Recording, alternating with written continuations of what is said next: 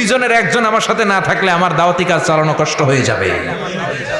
এজন্য গভীর রাতে তাহাজ্জুদের নামাজ শেষে আল্লাহর কাছে কেঁদে কেঁদে বিশ্বনবী দোয়া করে, আল্লাহুম্মা আইজ্জাল ইসলাম বি আহাব্বির রাজুলাইনি ইলাইক। আল্লাহ, দুইজন লোকের যেই লোকটারে তোমার দরবারে মকবুল মনে হয়, ভালো লাগে, পছন্দ হয়, তাদের একজনকে ইসলামের ভেতরে ঢুকিয়ে দিয়ে ইসলামকে তুমি বিজয় দান করে দাও। ও আল্লাহ, দুইজনের একজনকে আমার চাই। একজন হলো আবি জাহাল ইবনে হিশাম, হিশামের বেটা আবু জাহাল, আও উমর ইবনুল খাত্তাব, অথবা খাত্তাবের বেটা উমর। সুবহানাল্লাহ পড়েন। সাথে সাথে দোয়া কবুল করলো কে? কার জন্য করলো? নাকি আবু জাহেলের জন্য? আবু জাহেলের চোখের সামনে পর্দা ছিল, ও পর্দা সরায় না। ওর অন্তরে পর্দা, ও পর্দা উঠে সত্যটা দেখতে চায় না। এজন্য ওর জন্য গোটা বিশ্ববাসীর আছে ঘৃণা। ও যেখানে মারা গেছে, ওর যেখানে জন্মস্থান, ওইখানে সৌদি সরকার ল্যাট্রিন বানায় থুইছে, ঘৃণার প্রতীক। ওইখানে তো অন্য কিছু বানাইতে পারতো, ল্যাট্রিন বানাইতে যাবে কেন? গোটা বিশ্বের মানুষ যায় যেন এটা ভরাই দিয়ে আসতে পারে। কথা বলেন। এই বেয়াদবটার জন্য আল্লাহ দোয়া কবুল করে নাই। উমরে ফারুক রাগী ছিলেন, কিন্তু সত্য প্রকাশে, সত্য গ্রহণে আপোষহীন। সত্য দেখলেই উনি মেনে নিতেন।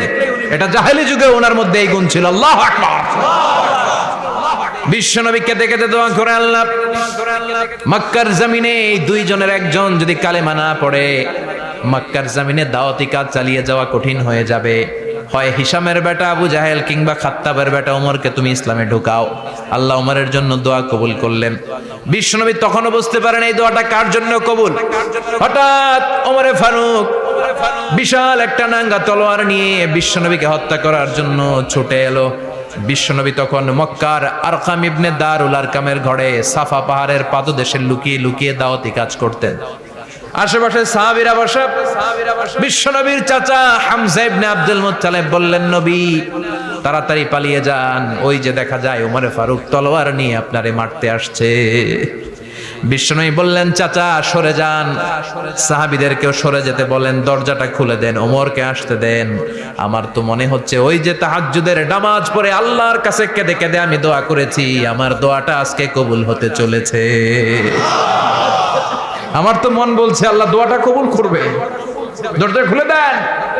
ওমর ফারুক চলে আসলেন, এসে তলোয়ার রেখে দিয়ে আঙ্গুল উঁচু করে বললেন, আশহাদু আল্লা ইলাহা ইল্লাল্লাহ, আশহাদু আন্নাকা মুহাম্মাদ রাসূলুল্লাহ। ঝিনুকের ভেতর লুকিয়ে থাকে যেমন মতি, ঝিনুকের ভেতর লুকিয়ে থাকে যেমন মতি,